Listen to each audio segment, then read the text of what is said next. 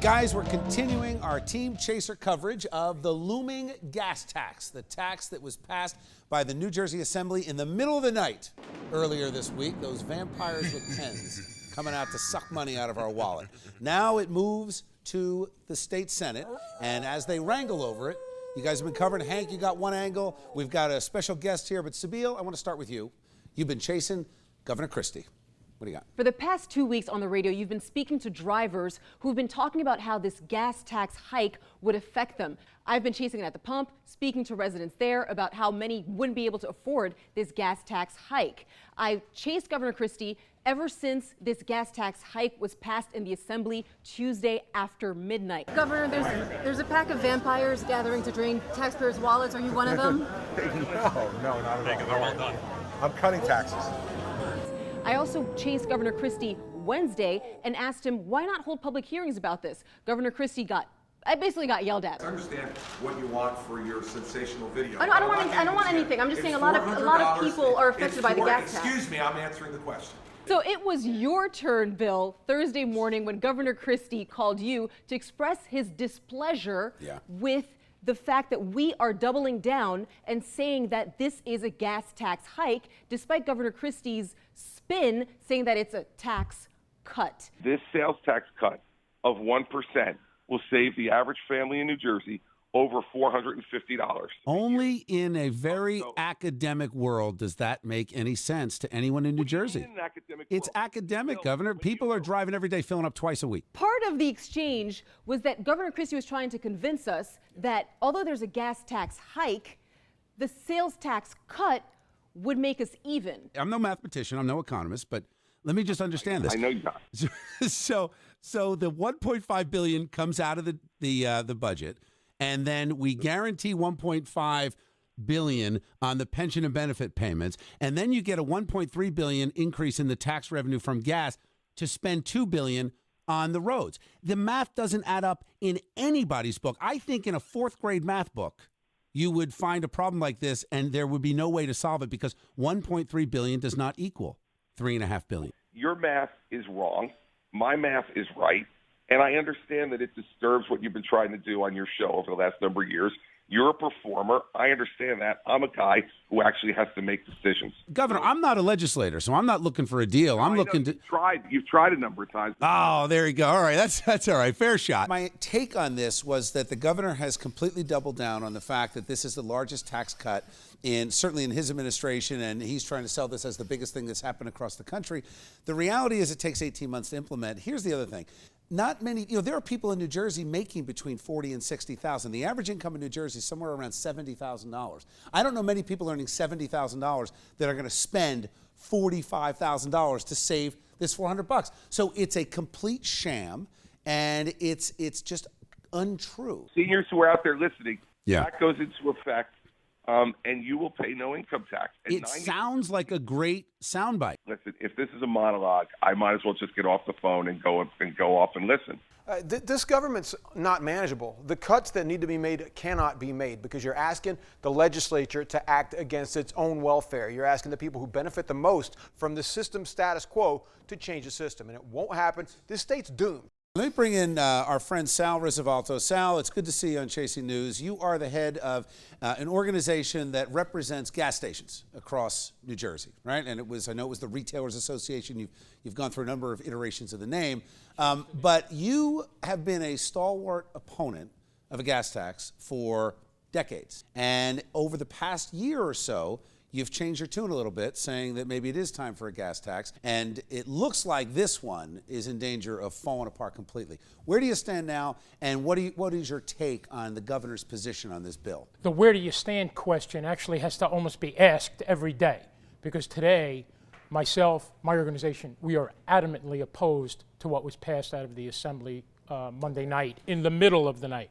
Prior to that, we were agreeable to a gas tax if in fact it was implemented properly and with certain tax benefits. The tax benefits that you're talking about now we don't see as a benefit, and I'm finding it very surprising that the governor would agree to it because it blows a hole in the budget. And with a hole that big in the budget creates problems for us that I'm going to have to deal with for my members in the future and not the real distant future. So what was your take on the governor attacking me this morning on this issue of seniors and their pensions? The one thing that I was screaming at the radio this morning as that particular part of the conversation took place is this. That aspect of the bill that was passed the other night was part of the Senate version prior to Monday night.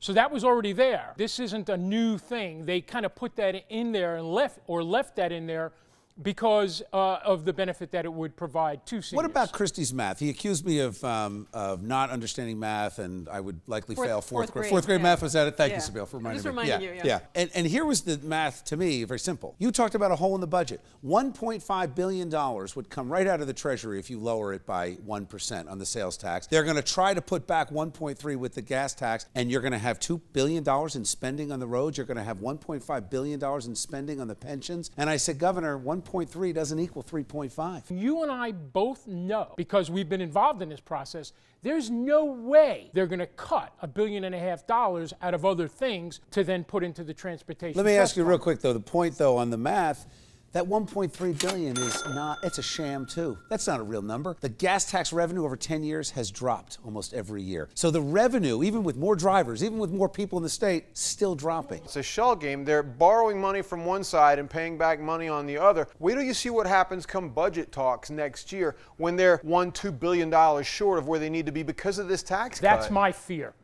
What this creates is the problem that he just described, because of what they will have to, the remedies they will have to do then, that will be painful. Hank, another angle on this. Airlines.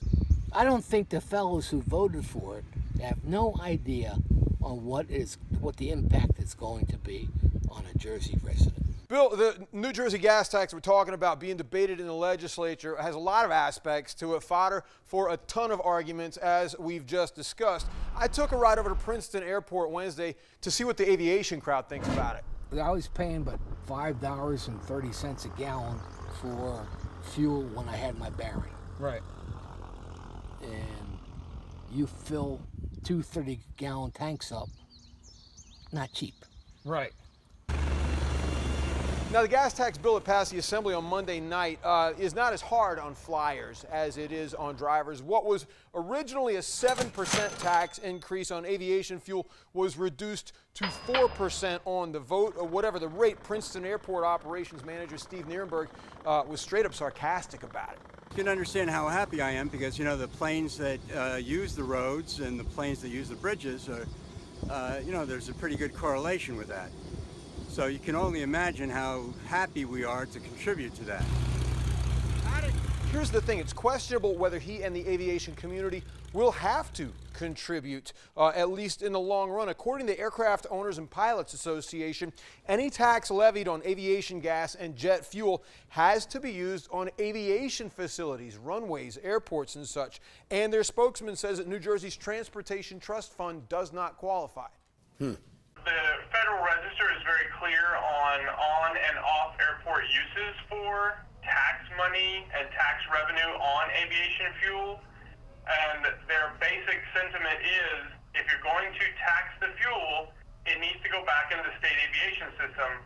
Now, that doesn't seem to have phased Trenton lawmakers, Bill, at least not yet. Princeton's a local airport serving area people and businesses. You got business helicopters, a lot of small planes. It's a great place to get flying lessons and talk to people like instructor Jeff Slutsky, who's up on the issues. If Trenton passes its tax law with aviation fuel attached, he says it could kick off a real nasty legal mess. In the past, anything these kind of come up, the FAA gets involved. They've had to sue cities all the times over problems.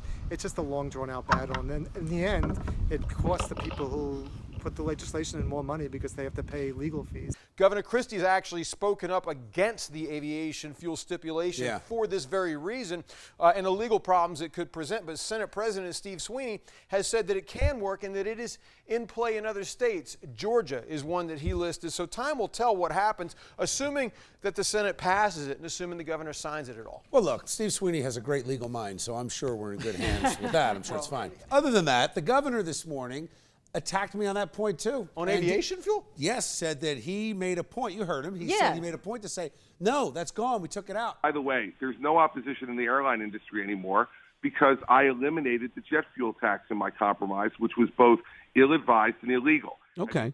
Have you told your listeners that got eliminated from the bill as well? Well, it's interesting. So it's still the in there. paperwork. It's Just to be lower. crystal clear, it's in the paperwork of the bill that passed the Assembly. It's in there. And what's the Senate going to vote on other than that bill? You can't vote on a different bill because what has that gotten you? What's he going to sign? 2 different versions of the same thing? It's a pain either way for people that have to make a living, commute, and go to work. You know, the math doesn't add up. It's a bad deal for all of us. Vampires with pens, they're coming for your wallet.